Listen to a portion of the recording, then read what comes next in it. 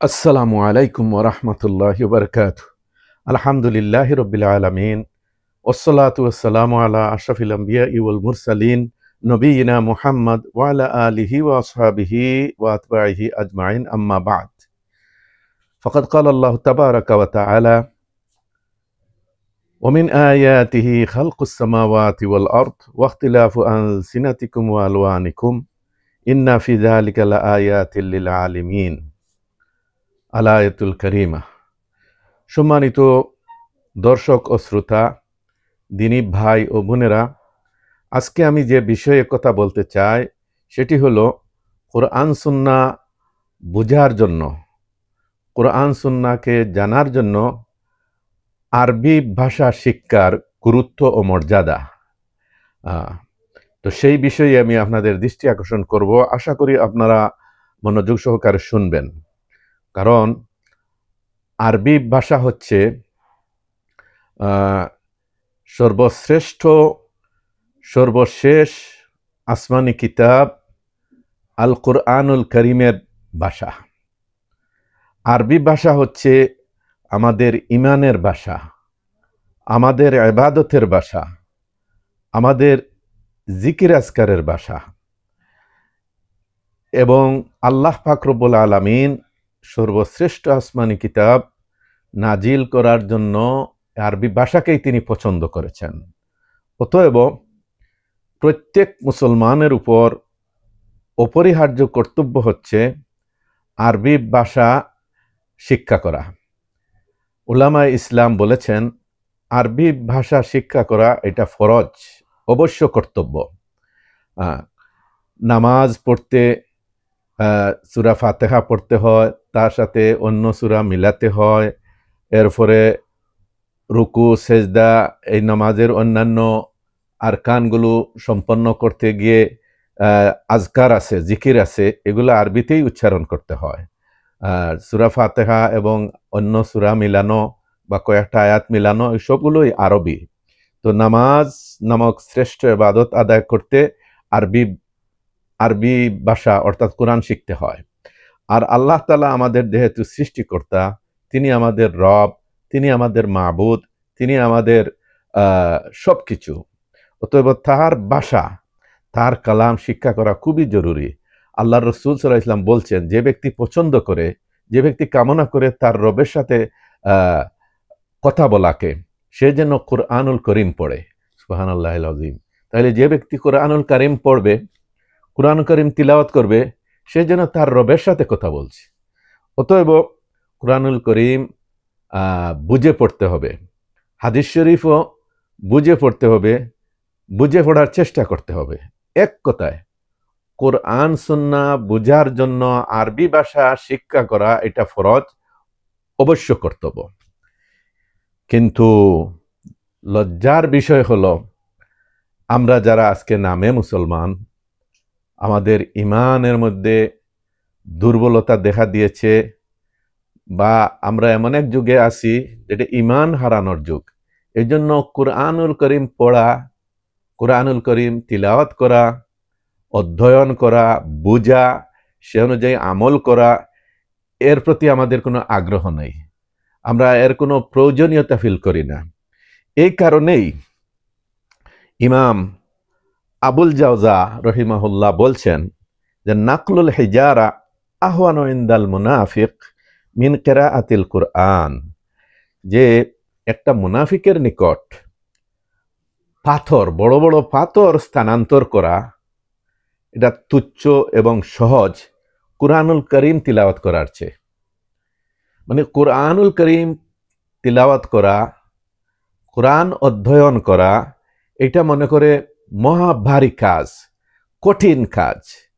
সে এর জন্য সে আগ্রহ নাই, এই জন্য সে এটা পড়তে চায় না, বুঝতে চায় না। তো এভাবে জীবনটা শেষ করে দিলে তার পরিণাম কি হবে? তার পরিণাম জাহান্নাম হবে। কারণ আল্লাহর প্রতি ঈমান আনার অনিবার্য দাবি হচ্ছে কোরআনের প্রতি ঈমান আনা, এবং আল্লাহর আদেশ নিষেধ সম্বলিত কিতাবটাই হচ্ছে কোরআন। আর আমরা নবী মুহাম্মদুর রাসূলুল্লাহ সাল্লাল্লাহু আলাইহি ওয়াসাল্লামের উম্মত, আর রাসূলুল্লাহ সাল্লাল্লাহু আলাইহি ওয়াসাল্লামের হাদিসকে এবং কার্যাবলীকে সুন্নাহ এবং সুন্নাহ বলা হয়। তো কোরআন সুন্নাহ এগুলো আমাদেরকে জানতে হবে, বুঝতে হবে। গোটা জীবন চলে যাবে আর কিছু আয়াত শিখলো না, কিছু হাদিস শিখলো না, এরকম হতেই পারে না। এটা কোনো মুসলমানের জীবনে এটা কল্পনা করা যায় না। অবশ্যই পড়তে হবে। এজন্য ইমাম ইবনু হুবাইরা রহিমাহুল্লাহ রহিমাহুল্লাহ তিনি বলছেন, ওমিন মাকাইদিশ শাইতান তানফিরুহু ইবাদাল্লাহ মিন তাদাব্বুরিল কুরআন লিইলমিহি আন্নাল হুদা ওয়াকিন ইনদাত তাদাব্বুর। জাইলু তাবাকাতিল হানাবেলা খণ্ড 3 273 পৃষ্ঠা। ইমাম ইবনু হুবাইরা বলেন যে শয়তানের চক্রান্তের অন্যতম একটা চক্রান্ত হলো যে আল্লাহর বান্দাদের নিকট শয়তান কোরআন পড়া, বোঝা, গবেষণা করাকে ঘৃণ্য রূপে, ঘৃণ্য কাজ রূপে উপস্থাপন করে।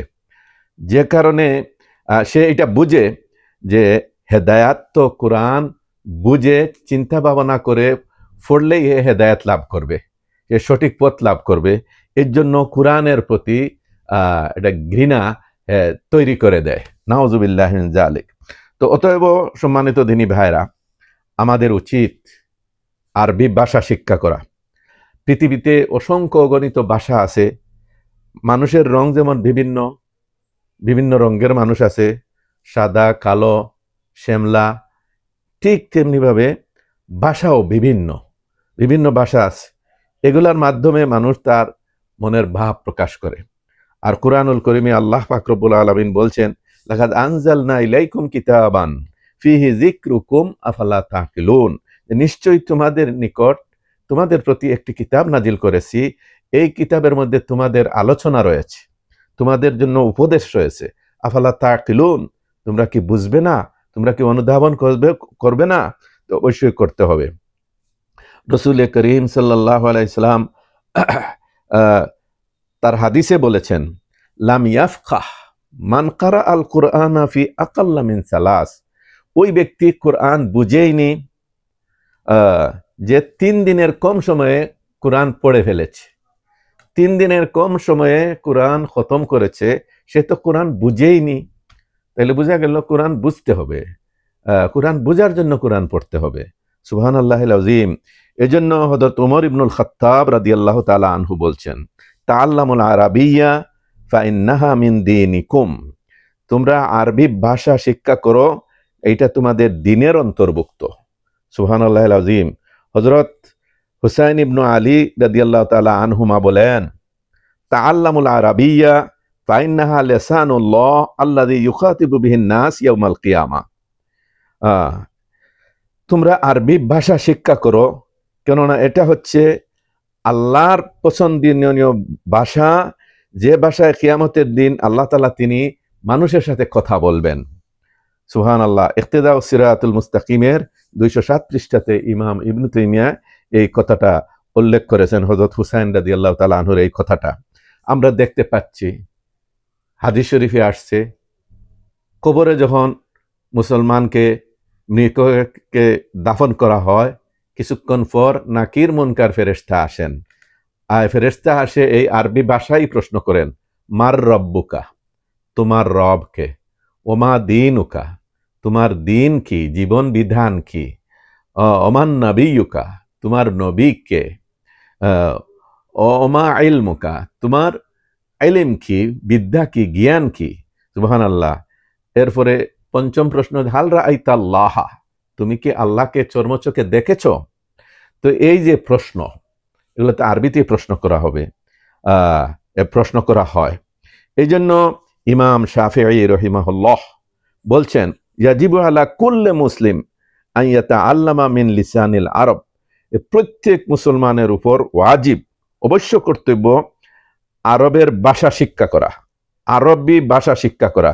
মা ইয়াবলাগু জুহদাহু ফি আদায়ে ফরদিহি, তার ফরজ ইবাদতগুলো, আবশ্যকীয় ইবাদত বন্দেগীগুলো আদায় করতে গিয়া যে যতটুকু তাকে জানতে হবে, অবশ্যই সে আরবি এতটুকু শিখবে। যেমন একটা মুসলমানের বাচ্চা, তাকে যদি বলা হয় তুমি আজান দাও, তুমি একামত দাও, তো যাতে সাথে সাথে সে বলতে পারে। মুসলমানের সন্তান, তাকে বলে তুমি সামনে যাও, নামাজ পড়াও, সাথে সাথে হে যেন সামনে গিয়া আদেশ পালনার্থে গিয়া সূরা ফাতিহা পড়ে, সূরা ফাতিহাতে অন্য সূরা মিলিয়ে সে যেন এইটা নামাজ পড়াইতে পারে। এই বুঝ, জ্ঞান, যোগ্যতা অবশ্যই তার মধ্যে সৃষ্টি করতে হবে, এটা অর্জন করতে হবে। ঠিক তেমনি ভাবে শেখ আল্লামা আলবানী রহিমাহুল্লাহ এর ব্যাখ্যা বিশ্লেষণ অনুযায়ী এবং অন্যান্য আলিমদেরও ব্যাখ্যা বিশ্লেষণ অনুযায়ী এই যে জুমার দিনে এবং ঈদের দিনে যে খুতবা দেওয়া হয়, আরবিতে খুতবা দেওয়া হয়, বলছেন যে এতটুকু জ্ঞান, ভাষা জ্ঞান, আরবি ভাষা জ্ঞান প্রত্যেকটা মুসলমানকে থাকতে হবে যে এই খতিবের খুতবা এ যাতে আরবি খুতবা যাতে বুঝতে পারে, এই বুঝ জ্ঞান যেন অর্জন করতে পারে।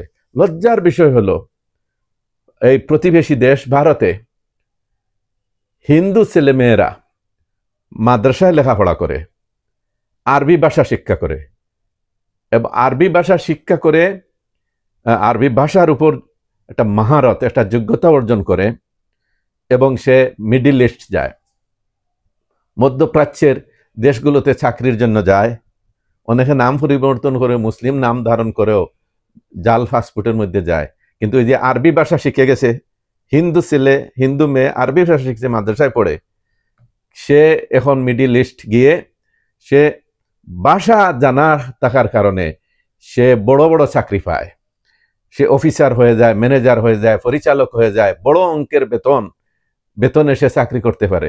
আর মুসলমানের সন্তান লেবার, এই শ্রমিক, ঝাড়ুদার, এই জাতীয় কাজ পায়, কারণ সে মুসলমানের সন্তান হওয়া সত্ত্বেও সে আরবি ভাষা জানে না, মুসলমানের সন্তান হওয়া সত্ত্বেও সে আরবি ভাষা জানে না, আরবি ভাষায় কথা বলতে মত বিনিময় করতে পারে না, এই জন্য সে ভালো কোনো চাকরিও পায় না। আর ভারতের হিন্দুরা আরবি ভাষা শিক্ষা করে শিখে মিডিল ইস্ট গিয়া বড় বড় চাকরি করে এবং বড় অঙ্কে বেতন পায়। কিন্তু এর থেকেও তো মুসলমানের সন্তানেরা শিক্ষা নিতে পারে না, এই চেতনাই নাই, এই প্রেরণাই নাই। এটা লজ্জার বিষয় এবং এটা দুঃখজনক ঘটনা বললেই অত্যুক্তি হবে না। সম্মানিত দিনী ভাই ও বোনেরা, আপনারা আশ্চর্যান্বিত হবেন, আমরা তো অনারব, আমরা আজমি, আমরা আরব দেশে জন্মগ্রহণ করি নাই, আমরা জন্মসূত্রে আমাদের মাতৃভাষা বা পৈতৃক ভাষা এটা আরবীয় না। কিন্তু এই যে অনারবরা বড় বড় হাদিসের লেখক, বড় বড় তাফসিরের লেখক, বড় বড় হাদিসের ব্যাখ্যাকার, বড় বড় অভিধান, এগুলা অধিকাংশই লিখেছেন এরা আজমি আলিমরা, অনারবরা। আরবি ভাষা শিখছে ভালো করে, বুঝছে ভালো করে, এরপরে কোরআন হাদিস আর এলিম অন্বেষণে সফরে বের হয়েছে, শিক্ষা সফরে বের হয়েছে, সব কিছু তত্ত্ব উপাত্ত সংগ্রহ করেছে, জমা করেছে, এরপরে বই আকারে এটা ছাপানো হয়েছে। তো অধিকাংশ হাদিসের কিতাব, তাফসিরের কিতাব এবং ব্যাখ্যা গ্রন্থ এগুলা অনারব আলিমদের, বড় বড় অভিধান, খাওয়ামিস, মাজিম, মাসানিদ, এগুলা অনারবদের। আরবদের অবদান এক্ষেত্রে আজমিদের তুলনায় নগণ্য। এজন্য আমি বলবো যে আমাদের চেতনা আবার ফিরিয়ে আনতে হবে, আমাদেরকে আবার জাগ্রত হতে হবে। আল্লাহ রাব্বুল আলামিন কুরআনুল কারীমে বলছেন, আফালা ইয়াতাদাব্বারুনাল কুরআন আম আলা কুলুবিন আকফালুহা, তারা কি কোরআন নিয়ে চিন্তা ভাবনা করবে না, নাকি তাদের অন্তরগুলো তালাবদ্ধ? আসলেই তালাবদ্ধ। এজন্য আমরা আরবি ভাষা বুঝি না, আমাদের সৃষ্টিকর্তার ভাষা বুঝি না, আমাদের প্রিয় নবীর হাদিস বুঝি না, তো আমরা জান্নাতে যাব কিভাবে? ইমানের অনিবার্য দাবি হচ্ছে আল্লাহর কথা, নবীর কথা, এগুলা জানতে হবে, বুঝতে হবে। সম্মানিত দিনী ভাইরা, কুরআনুল কারীমে আল্লাহ পাক রব্বুল আলামিন বলছেন, ইন্না আনজালনাহু কুরআনান আরাবিয়ান লাআল্লাকুম তাকিলুন, নিঃসন্দেহে আমরা এই কিতাবকে আরবি কোরআন রূপে নাজিল করেছি যাতে তোমরা বুঝতে পারো, তোমরা উপলব্ধি করতে পারো। সূরা ইউসুফ আয়াত নম্বর 2। এরপরে সূরা যুহরের আয়াত নম্বর 3 আছে, ইন্না জাআলনাহু কুরআনান আরাবিয়ান লাআল্লাকুম তাকিলুন। একই কথা যে আমরা এটা আরবি কিতাব করেছি, আরবি কিতাব রূপে নাজিল করেছি যাতে করে তোমরা এটা বুঝতে পারো। সুবহানাল্লাহ। সূরা আয-যুহরের 44 নম্বর আয়াতে আছে, ওয়া ইন্নাহু লাযিকরুন লাকা ওয়া লিকাওমিকা ওয়া সাওফা তুসআলুন, নিঃসন্দেহে এই কিতাব হে নবী তোমার জন্য উপদেশ, এবং তোমার কওম, তোমার জাতির জন্য উপদেশ, ওয়া সাউফা তুসআলুন, অদূর ভবিষ্যতে অচিরেই এই কিতাব সম্পর্কে তোমাদেরকে জিজ্ঞাসাবাদ করা হবে। পড়া হয়েছে কিনা, বুঝা হয়েছে কিনা, এর উপর আমল করা হয়েছে কিনা। যদি এগুলার সদুত্তর কেউ দিতে না পারে তাহলে তার জান্নাতে যাওয়া অনিশ্চিত হয়ে যাবে, বরং কোরআনুল করিম তাকে পাকড়াও করে জাহান্নামে নিয়ে যাবে। নাউযুবিল্লাহি মিন যালিক। হযরত আব্দুল্লাহ ইবনে আব্বাস রাদিয়াল্লাহু তাআলা আনহু বলছেন, লিসানু আহলিল জান্নাতে আরাবিয়্যুন, জান্নাতবাসীদের ভাষা হবে আরবি। সুবহানাল্লাহ। একটা সনদের দিক থেকে জাল মওজু হাদিস, কিন্তু অর্থের দিক থেকে সঠিক, যেটা আল্লামা আলবানী তার সিলসিলাতে দঈফাল মাওদুআর মধ্যে উল্লেখ করেছেন। এটা হচ্ছে আহিব্বুল আরব আলী সালাস, তিনটি কারণে তোমরা আরবকে ভালোবাসো। লিআন্নি আরবিয়ুন, আমি আরবি, ওল কুরআনু আরবিয়ুন, কুরআন আরবি, ও লিসানু আহলিল জান্নাতে আরবিয়ুন, আর জান্নাতবাসীদের ভাষাও আরবি।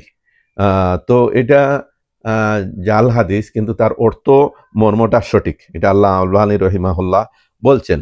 অতএব দিনী ভাইরা, আসুন আমরা নিজেরা কোরআন অর্থসহ পড়ার চেষ্টা করি এবং আমাদের সন্তানদেরকেও উদ্বুদ্ধ করি, তারাও যাতে কোরআন হাদিস জানার জন্য, বোঝার জন্য আরবি ভাষা যেন রপ্ত করে। শাইখুল ইসলাম ইবনু তাইমিয়া রহিমাহুল্লাহ পরিষ্কার ভাষায় বলেছেন, ফাইন্না নাফসাল লুগাতিল আরাবিয়াতি মিনাদ-দীনি,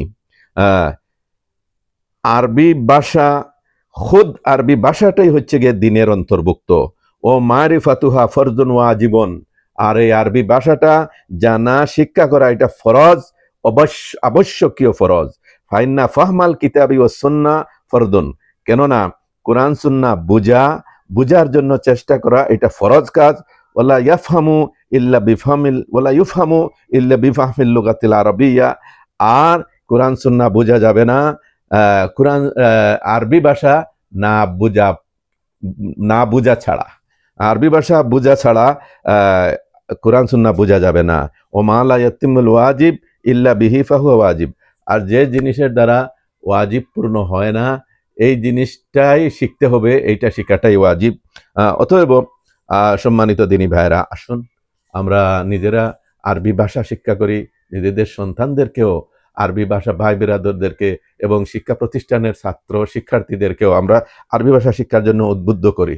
সূরা আল মুলকের মধ্যে তো আমরা বলিই, জাহান্নামে যাওয়ার অন্যতম কারণই হচ্ছে কি, ওয়াকালু লাউ কুন্না নাসমাউ আও নাকিলু মা কুন্না ফি আসহাবিস সাঈর, তারা বলবে যদি আমরা শুনতাম, যদি আমরা বুঝতাম, তাহলে আজকে আমরা জাহান্নামীদের অন্তর্ভুক্ত হতাম না।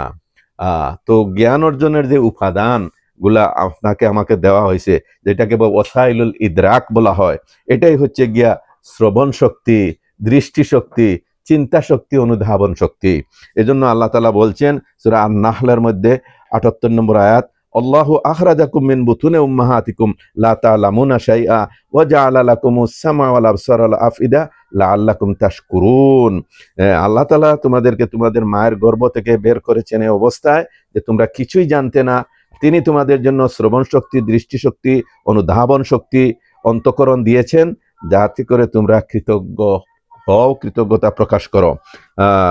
ইমাম ইবনু জারির তবরি রহিমাহুল্লাহ বলছেন, ইন্নী লাআজাবু লিমান ইয়াকরাউল কুরআন ওয়া লাম ইয়াফহাম মানাহু কাইফা ইয়ালতাযু বিতিলাওয়াতিহি, আমি তো আশ্চর্য হয়ে যাই ওই ব্যক্তির ব্যাপারে যে কোরআন পড়ে কিন্তু তার অর্থ বুঝে না, তাইলে এর মধ্যে কি মজা পাইল?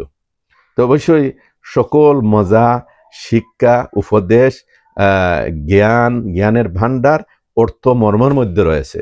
তবে আসুন আমরা নিজেরা অর্থসহ কোরআন পড়ার চেষ্টা করি, আমাদের বাচ্চাদেরকেও, আমাদের শিক্ষা প্রতিষ্ঠানের ছেলেমেয়েদেরকেও আমরা আরবি ভাষা গুরুত্ব দিয়া শিক্ষা দেই, এটা সরফ নহ বালাগাত ও শিক্ষা দেই, তাইলে কোরআন সুন্নাহ তারা সহজে বুঝতে পারবে। আল্লাহ রাব্বুল আলামিন আমাদেরকে এই কথাগুলো মেনে চলার এবং তার আলোকে নিজেকে গড়ে ওঠার তৌফিক দান করুন। আসসালামু আলাইকুম ওয়া রাহমাতুল্লাহি ওয়া বারাকাতুহু।